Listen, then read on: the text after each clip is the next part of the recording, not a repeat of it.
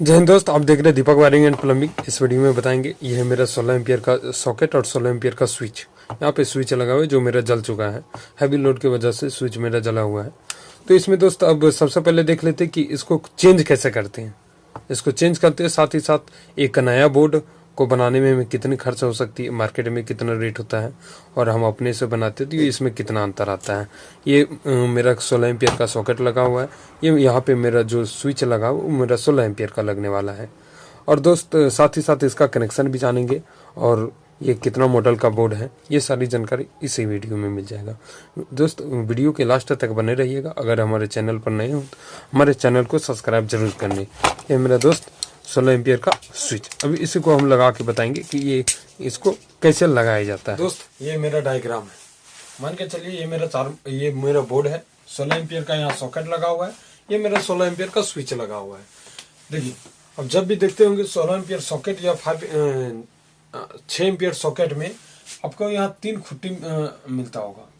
तो इसका काम क्या चाहिए, एक आपको न्यूट्रल मिलता होगा, एक फेस मिलता होगा, एक मेरा अर्थिंग है। ये मेरा अर्थिंग हो गया। तो मान के चलिए आप किसी तरह से कुछ उपकरण यूज कर रहे हो, मान के चलिए आप इंडक्शन यूज कर रहे हैं, तो होता है क्या कि उसका जो बॉडी होता है वो मान के चलिए स्टील का बना हुआ है। तो होता है क्या कि किसी कारण से चलते हुए इंडक्शन खराब हो जाता है, तो उसके बॉडी में पूरा अर्थिंग आ जाता है, मतलब कि करंट लीकेज हो जाता है, जिसके कारण से हमें शॉर्ट सर्किट होने का खतरा बना रहता है। तो उसके लिए हमें अर्थिंग यहाँ पे दिया हुआ रहता है, अर्थिंग।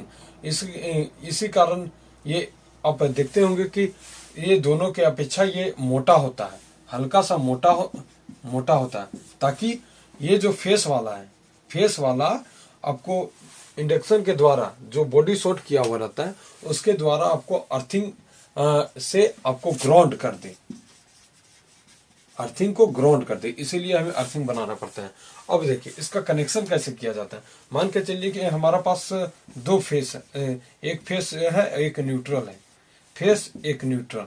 तो फेस को हम स्विच में डालते हैं, ये हो गया मेरा स्विच, ये हो गया मेरा स्विच, हम यहाँ पे डाल दिए। उसके बाद एक स्विच का दूसरा छोर, ये हो गया दूसरा छोर, उसको हम एल वाला भाग में डालते हैं, एल वाला भाग में।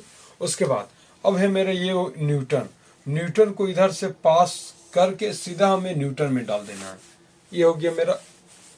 उसके बाद मान के चलिए कि होता है क्या, यहाँ पे इंडिकेटर लगाना है।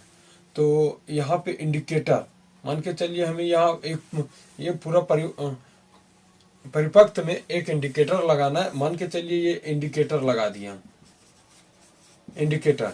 तो इंडिकेटर लगाने वक्त मान के चलिए एक लाइन हम यहाँ न्यूट्रल यहाँ से दे सकते हैं, एक फेस हम यहाँ से दे सकते हैं।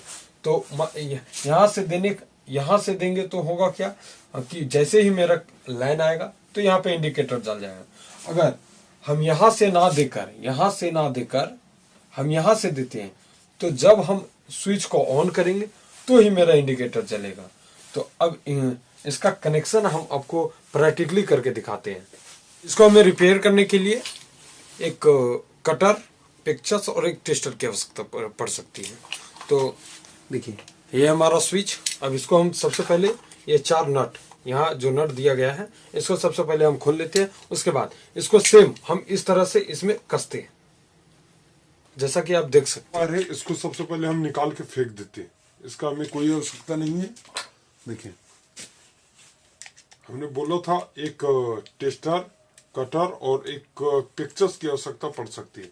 इस तरह से हमने खोल दिया।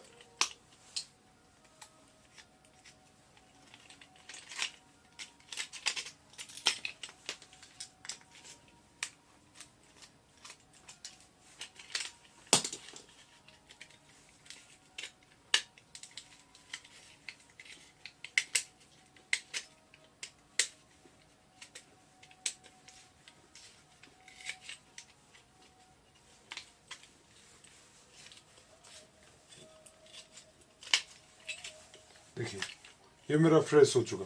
अब हम इसको खोलते हैं।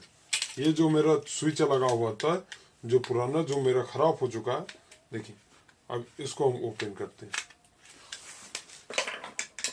ये मेरा 4 स्टार पिक्चर्स,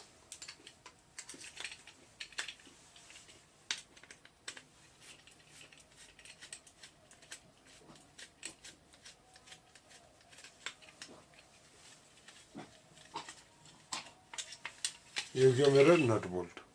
पुनः जिस तरह से आप यहाँ पे लगा स्विच को खोलते हैं उसी तरह से आप जो नया वाला है उसको आप लगा सकते हैं। ये मेरे पास पुराना था पहले से, ऐसे वास्ते हम इसको लगाते हैं। सेम इसी तरह से आप यहाँ पे आपको चारों तरफ से नट बोल्ट कस देना है।